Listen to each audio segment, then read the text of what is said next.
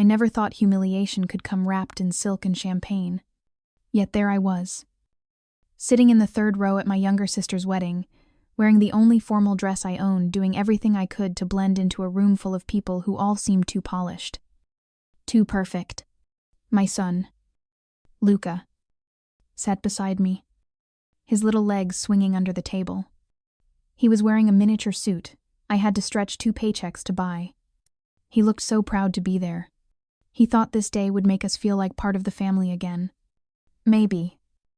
Deep down, I hoped that too. Vivian, my sister, floated through the day like she was born for it. She always had that energy, beautiful, charming, adored by everyone. Especially our mother. She got the compliments. I got the comparisons. She got the spotlight. I learned to live in the shadows. Still, I showed up. I smiled. I clapped when they kissed. I even managed to keep my voice steady when people asked, "And you're the older sister. You don't look like you have an 8-year-old." Then came the speeches. The groom's best friend went first, a few harmless jokes, some polite laughter. Then Vivian stood. I expected something sentimental. Maybe something about sisterhood or childhood memories. I even raised my glass, ready to smile. I should have known better. She lifted her crystal flute and smiled at the crowd. "I want to thank everyone for coming," she said, glowing under the chandelier. "It means the world to have you here. And of course, I want to say something special about my big sister." I turned to Luca and smiled at him. He looked up at me with pure excitement. For a brief second, I believed she was about to say something kind. Then she did what Vivian always did. She turned love into a weapon. "She's been such a role model," Vivian said. "A single mom, strong, independent, and clearly unwanted by anyone else." The room erupted in laughter. My stomach twisted. I thought I misheard her, but the laughter confirmed it. Vivian kept smiling as if she'd told the most charming joke of the night. Some guests looked uncomfortable, but most joined in. The sound filled the air, bright, cruel, echoing off crystal and marble. I froze. My heart pounded in my ears. Luca tugged at my sleeve and whispered, "Mama, why did she say that about you?" Before I could answer, my mother, Judith, added loudly from her table, "She's a used product. But hey, she still looks good for her age." Another wave of laughter. This time, sharper, meaner. It was the kind of laughter that doesn't just humiliate you, it rewrites the way people see you. Not as a guest, not as family, as entertainment, as pity, as shame. I couldn't breathe. My face burned. But I refused to let the tears fall. Not in front of my son. Not in front of them. My fingers curled around the napkin in my lap, gripping it so tightly it tore a little. I scanned the room, searching for someone. Anyone who might meet my eyes with something resembling compassion. My grandfather stared down at his plate. My cousin smirked at her phone. Even my uncle, who once told me I reminded him of my late father, didn't look up. The only person looking at me was my son, his little face confused, hurt, and desperate to understand why his mother was being laughed at by her own family. That was what broke me. Not the words, not the humiliation, not the laughter, but the fact that my child, my whole world, had to witness it. I wanted to stand up, grab his hand, and leave that place behind forever. But something inside me froze. A lifetime of being told to keep the peace and not make a scene pressed down on me like a hand over my mouth. And then, before I could move, a chair scraped back. Callum, the groom, stood up. He didn't look amused. He didn't look at Vivian.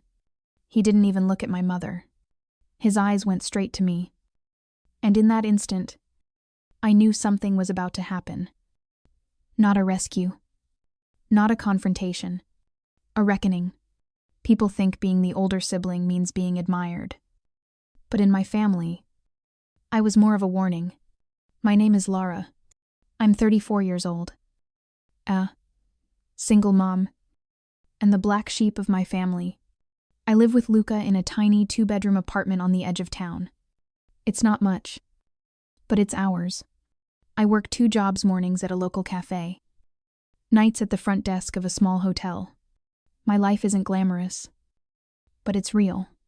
On Saturdays, I make Luca pancakes shaped like stars. And when he hugs me with syrup-covered hands and says, "I'm his superhero," that's enough. That's everything. But in my family, being a single mom wasn't brave. It was a disgrace. Judith, my mother, believes in appearances. In her world, love is only valuable if it comes with reputation, status, and an expensive ring. That's why she called Vivian's wedding a second chance for the family name. Vivian, 5 years younger, was always her pride. Beautiful. Successful. Adored. The golden child. The one who could do no wrong.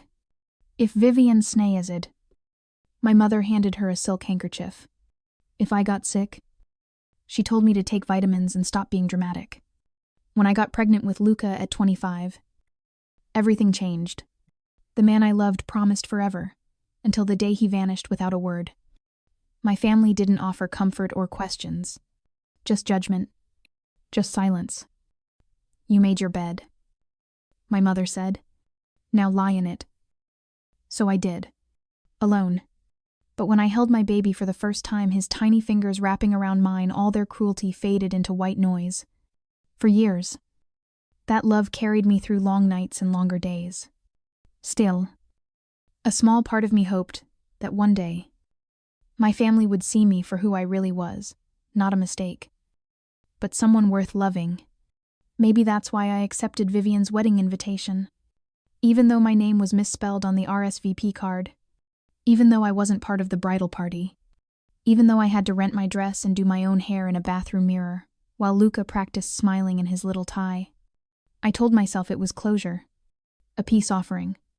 The venue was breathtaking, all white roses, gold tableware, and soft violin music floating through the air. Vivian looked radiant, basking in every compliment and camera flash like she was born for this spotlight. When she passed me, her smile faltered just a little. "You made it," she said, her tone a mix of surprise and discomfort. She looked down at Luca and added, "He's getting big." No warmth. No hug, just surface-level politeness. My mother didn't even look at me. She swept by as if I were one of the servers. But Luca was glowing. He whispered that Vivian looked like a princess. He laughed at the music, called the chandelier a spaceship, and for a fleeting moment, I let myself believe this night could still be okay. We were seated at table 9 near the back, by the restrooms. Fitting. I thought. We ate our salads. I wiped chocolate mousse off Luca's tie. I avoided my mother's gaze and tried not to hear my name, whispered between wine glasses. Then the speeches began. Vivian's voice, sweet as sugar, filled the room. "It's the happiest day of my life," she said. "I'm surrounded by the people who mean everything to me." I wanted to believe I was one of those people, but when she turned the spotlight toward me, I knew I wasn't. She raised her glass. A shout out to my big sister, the bravest woman I know. She raised a child alone. No husband. No partner. Just her, and whoever was kind enough to babysit. The crowd chuckled. My throat tightened. Vivian smirked. "Seriously. She's amazing. A single mom unwanted by anyone but still showing up." This time the laughter was loud. Real. Cruel. And as the sound swelled around me, something inside me cracked, not just from shame, but from realization. This wasn't about me anymore. It was about the example being set in front of my son. Callum stood at the head table, his jaw tight, his eyes cutting through the laughter like a blade. The room fell into a thick silence, one that pulsed with confusion and discomfort. He didn't look at Vivian, or Judith, or any of the guests still chuckling awkwardly. He looked directly at me. "Lara," he said quietly, voice low but steady. Don't go. I froze. My hand was on Luca's shoulder, ready to guide him out the door. I had been prepared to slip away quietly, head held high, pretending the humiliation didn't matter. But the way Callum said my name, it wasn't a plea. It was a statement, a demand for the truth to stop being silenced. Every head turned. My mother stiffened, her lips parting as if to scold him. Vivian's posture went rigid, her perfect smile flickering under the tension. Callum reached for the microphone in front of him. I can't pretend I'm okay with what just happened, he said, his voice calm but sharp. I won't stand here and let that kind of cruelty pass as comedy. A ripple of whispers moved through the crowd. Wine glasses trembled in people's hands. The air seemed to thicken with discomfort. He took a step forward, toward the back of the room, toward me. I've heard a lot about family in the past year, he continued. About appearances, about loyalty, about doing what's proper. But what I just saw wasn't family. That was mockery dressed up as celebration. The laughter was long gone now. Faces turned pallid. My mother's hand tightened around her wine glass. Vivian's eyes darted to the floor. Callum turned to Vivian. You mocked your sister for being a single mother. You turned her life into a punchline. And you made her son watch it happen. Gasps. A few people looked at me, their expressions torn between guilt and disbelief. Vivian opened her mouth, but no words came. Her face flushed red under the glow of the chandelier. She didn't ask to be in this position. Callum said, his voice firmer now. But she showed up today. She smiled. She sat quietly. She clapped for you. She brought her son to witness your big day, and you turned that into humiliation. I couldn't move. My heart raced so fast I could feel it in my fingertips. Luca clung to my arm, eyes wide. Callum's gaze softened as he looked at my son. Your mom, he said gently, is the strongest person in this room. Don't ever forget that. I felt my throat tighten. For years, I had trained myself not to react, to stay silent when people said things that cut deep. But this time, I couldn't look away. Callum set the microphone down. If this is what family looks like, he said, if this is how love behaves in this room, then I need to think hard about what kind of man I want to be and what kind of marriage I want to stand in. He didn't wait for applause or protest. He simply walked past Vivian, past Judith, and out of the hall. The sound of his footsteps echoed against the marble floors. Then, silence. A silence so heavy, it felt like the chandeliers might crash from the weight of it. Vivian stood motionless, her face drained of color, her perfect posture wilted, shoulders sagging beneath invisible weight. Around hair, the guests sat frozen, some horrified, some ashamed, none brave enough to speak. And my mother Judith finally broke the silence. What an ungrateful boy, she spat, her voice sharp but hollow. He embarrassed you. Vivian, typical. Just like your sister, selfish, dramatic. But her words didn't carry power anymore. They fell flat, like stones dropped into mud. For the first time in my life, I didn't shrink under her voice. I turned to Luca. His little hand found mine. Are we leaving? Mama, he whispered. Yes. Baby, I said softly. We're going home. I stood up, slow and deliberate. Heads turned as I did. People moved aside as I walked toward the exit. My son's small hand wrapped tightly in mine. I didn't look back. I didn't need to. Halfway across the room, I heard my name. Lara. It was my grandfather. Norman. His voice trembled, old and cracked with regret. I turned. He stood beside the table, his eyes wet. I'm sorry, he said. I should have stopped it, years ago. I nodded, unable to speak. I didn't hate him for his silence. I understood it. Some people carry fear like a second heartbeat. I carried mine for years. 2. But I wasn't carrying it anymore. Outside, the night air was cool and clean. Luca looked up at me, his voice barely above a whisper. "Is the wedding over?" I smiled faintly. "Yeah, honey," I said. "I think it ended exactly how it needed to." We drove home in silence. The radio stayed off. Luca tapped his fingers on the car door, a soft rhythm that matched my heartbeat. When we got home, I tucked him into bed. He didn't ask any more questions. He just reached out, held my hand, and said, "Good night, Mama." "Good night, sweetheart," I whispered, brushing the hair from his forehead.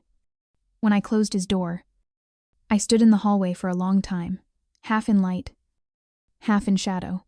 For the first time in years, I didn't feel small. I didn't feel wrong. I felt, still, peaceful. Even, like the noise had finally stopped. The next morning, I woke to a dozen missed calls from numbers I didn't recognize. Distant cousin. Guests I barely knew. I ignored them all.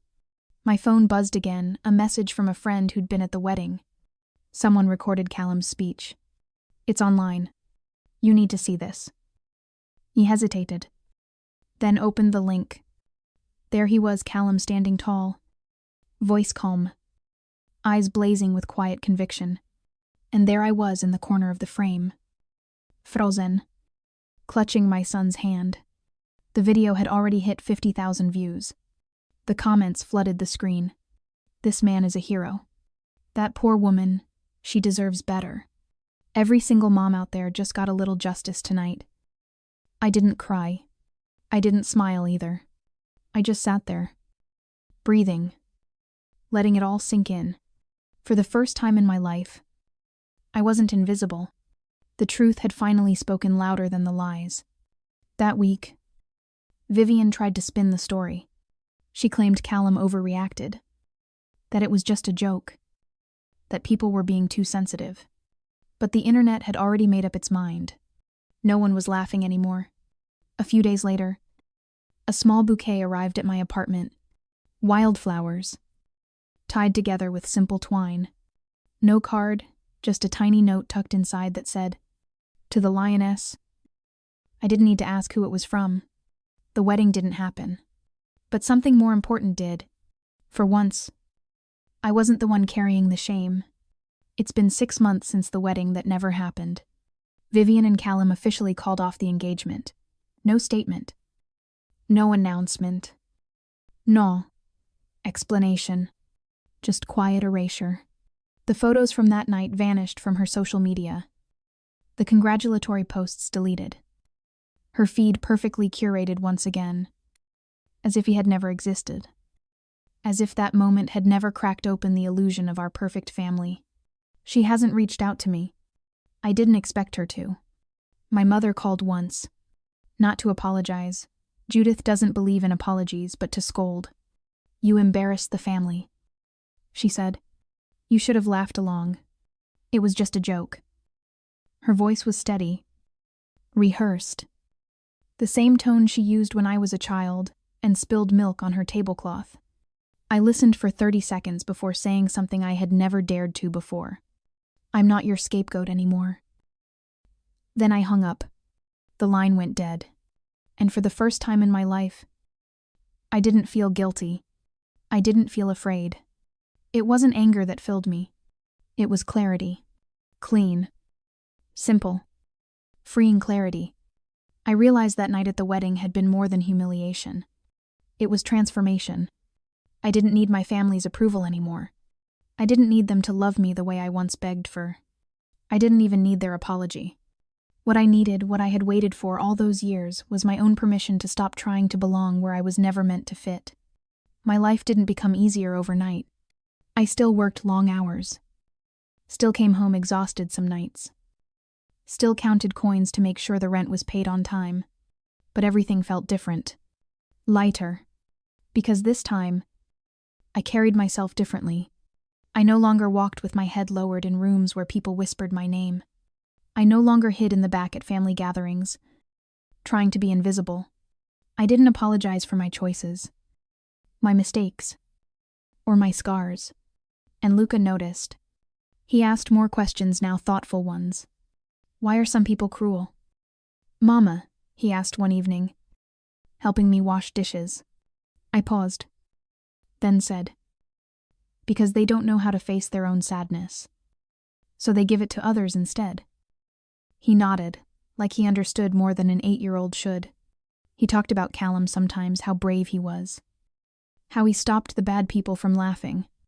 Once, I caught him standing on a chair in the living room, holding his action figure like a microphone, saying, "That's not family, that's mean." I laughed and cried at the same time. One night, while brushing his teeth, he looked up at me in the mirror. His reflection was so small next to mine, but his eyes were full of something I hadn't seen in years. Respect. Mom, he asked, mouthful of toothpaste. Are you still sad about what Aunt Vivian said? I met his eyes in the mirror and smiled softly. Not anymore. Honey, why do you ask? He shrugged. Because I think you won. That sentence stopped me. I didn't win a fight. I didn't shout. Didn't insult anyone. Didn't even defend myself. I just stood up, took his hand, and walked out. But maybe that's what winning looks like. Maybe real victory isn't loud or dramatic. It's the quiet moment you choose dignity over revenge. It's when you realize that silence doesn't mean weakness. Sometimes, it's power. Sometimes, it's grace.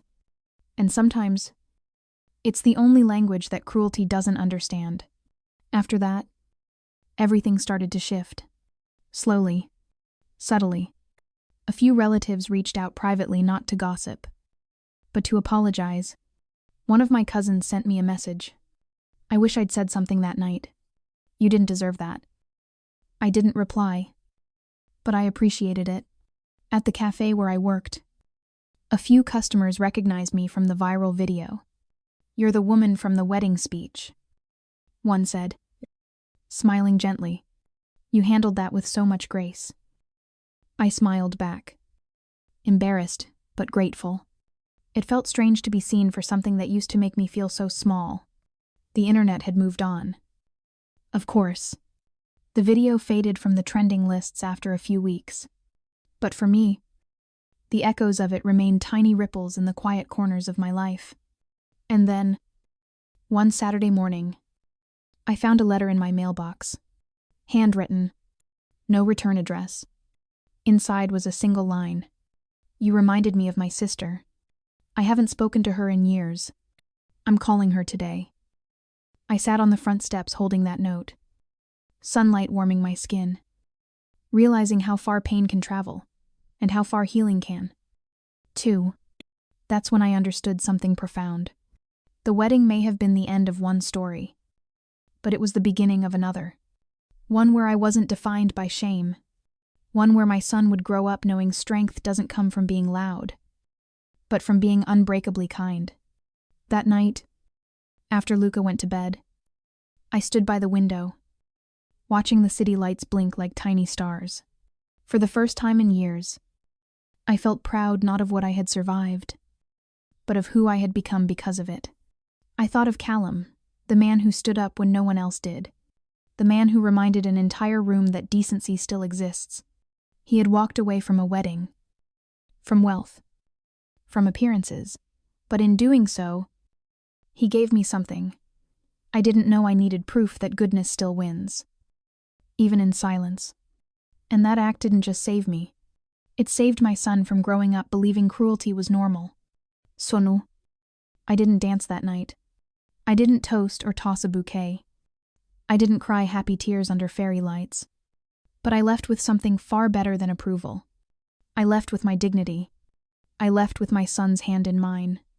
And I left with the quiet, unshakable certainty that I no longer needed to explain myself to anyone. That is the ending. No one expected, and exactly the one I deserved.